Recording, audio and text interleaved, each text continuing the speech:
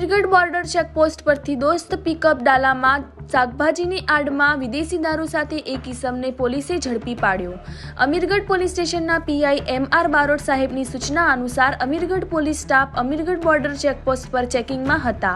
તે દરમિયાન રાજસ્થાન તરફથી દોસ્ત પિકઅપ ડાલુ નંબર GJ16AU 6918 આવતા શંકાસ્પદ જણાતા પોલીસે પિકઅપ ડાલુ ચેક કરતા શાકભાજીની આડમાં ભારતીય બનાવટનો વિદેશી દારૂની પેટી નંગ 6 કુલ બોટલ નંગ 72 તેની કિંમત ₹1,08,000 ત્યારે રાજસ્થાનથી શાકભાજીની આડમાં ભારતીય બનાવટનો વિદેશી દારૂ ગુજરાતમાં ઘુસાડવા જતા પોલીસે વિદેશી દારૂ સહિત કુલ મુદ્દામાલ કિંમત ₹3,11,000 ના મુદ્દામાલ સાથે એક ઇસમને પોલીસે ઝડપી પાડી પ્રોહિબિશન હેઠળ ગુનો નોંધી કાયદેસરની કાર્યવાહી હાથ ધરી હતી।